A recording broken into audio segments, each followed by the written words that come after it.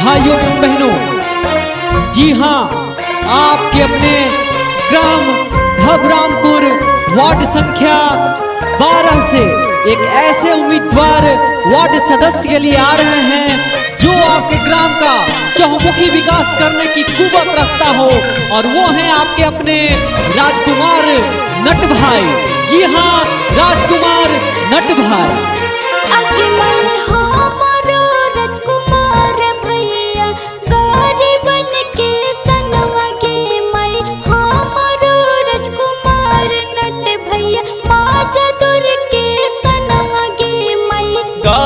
बन के सनवा हाथिन सच्चाई न सनवा गे माई, माँ जादूर के सनवा हाथिन सच्चाई न सनवा गे माई।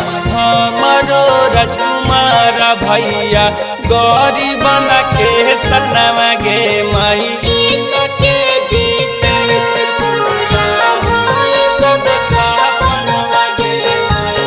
यदि आप चाहते हैं कि आपका ग्राम ढबरामपुर आपके पूरे पंचायत में अव्वल रहे, नंबर 1 रहे, प्रथम रहे, तो आप एक बार अपने भाई को, जी हाँ, अपने राजकुमार नट भाई को मौका दें और चहुमुखी विकास अवश्य कराएं।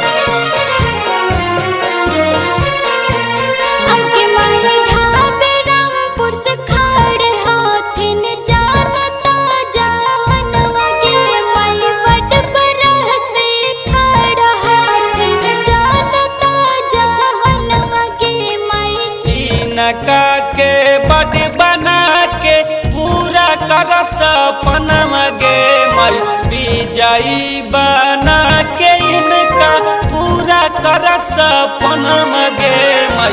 हमारो राजकुमार नट भैया गौरी बन के सनवा गे माई। हमारो राजकुमार भैया ढबरामपुर के सनवा गे माई।